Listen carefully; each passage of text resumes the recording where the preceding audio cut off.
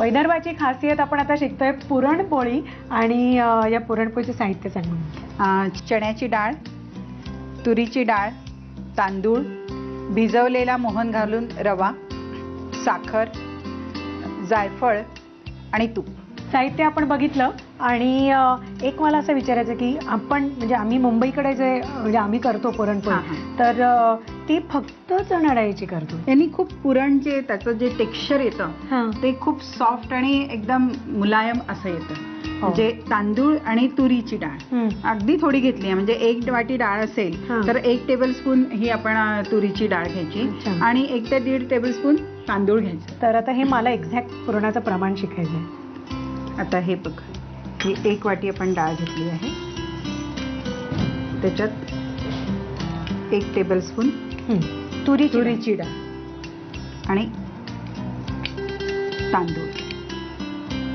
Okay. हे mix करायचं, याला स्वच्छ धुवायचं आणि कुकरमध्ये ठेवायचं शिजायला आणि कुकरच्या 3 शिट्ट्या होऊ द्यायच्या आणि मग 15 मिनिटं ते कमी गॅसवर होऊ द्यायचं. आणि मग ते पुरण मला शिकायचं आहे. बिलकुल बिलकुल. किती साखर किती गुळ काय घालतात नक्की नक्की. आपण हे शिजवून घेऊया.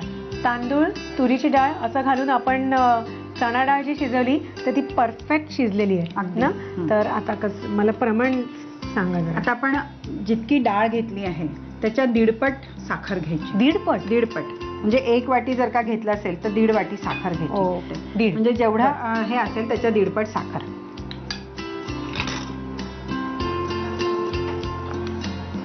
हे आता डायरेक्ट घोटवायचं का शिजवायचं का काय करायचं? आता हे याला मिक्स करायचं आणि हे सरळ मिक्सर मधनं काढून टाकायचं. हो पण ते पातळ नाही होणार जास्त? नाही, पातळ झालं की मग त्याला आपण आटवायचं. ओके. मग ते मिक्सर मधनं काढून आटवून घेऊया. आपण जे पुरण घोटवलं पूर्ण म्हणजे मिक्सर मधनं काढल्यानंतर जे आळवलं आपण तर ते चांगलं आळलं आणि जायफळ पण त्यात आपण जायफळ घातलं. तर आता आपण हा रवा भिजवून घेतला आहे. बारीक रवा. बारीक रवा घेतला, त्याच्यामध्ये थोडं मोहन घातलं तेलाचं किंवा तुपाचं आणि मग त्याला इतकं असं सैलसर, ते महत्वाचं नाही जास्त, हे इतकं सैलसर असं हे करून घेतलंय. बरोबर.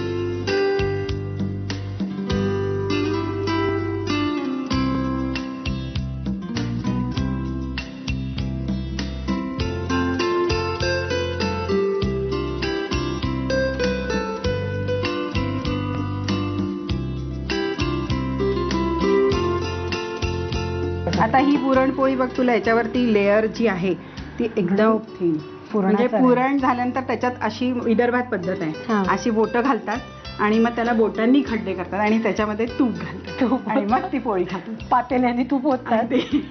तेल तुपाचं अगदी वरद हस्त आहे विदर्भाला म्हटलं तरी. आता ही भाजणार ती तुपात भाजणार, थोडं तूप घालणार आणि मग भाजणार. तर विदर्भात मला बरंच शिकायला मिळतंय. तर आता ही तुपावरती खमंग भाजणच म्हणतात ना.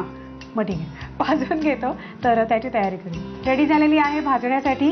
टाकूया. आपण टाकूया. ओके. आणि ओतायचं ना हे? हो. दोन्ही बाजूनी पुरणपोळी म्हटलं तर मग त्याला तूप हे लागणारच. आणि मला अतिशय आवडते गरमागरम घरची ताजी पुरणपोळी. तर ही आता भाजून घेऊया खरपूस. आणि ही मंद गॅसवरच करायची. हे असं करणार ना. साहित्य आणि कृती. पुरणाची पोळी बनवण्यासाठी लागणारं साहित्य: चण्याची डाळ, तुरीची डाळ, तांदूळ, तेलाचा मोहन घालून भिजवलेला रवा, साखर, जायफळ आणि साजूक तूप. कृती: 1 वाटी चणा डाळ, 1 चमचा तूर डाळ आणि तांदूळ हे मिश्रण पाणी घालून 3 शिट्या होईपर्यंत कुकरमध्ये शिजवून घ्यावं. एका बाउलमध्ये हे मिश्रण घेऊन मिश्रणाच्या 1.5 पट साखर घालून पुरण यंत्रातून गाळून घ्यावं. भिजवलेल्या रव्याच्या लाटीमध्ये पुरण भरून पोळी लाटून घ्यावी आणि तुपावर खरपूस भाजून पुरणपोळी सर्व्ह करावी.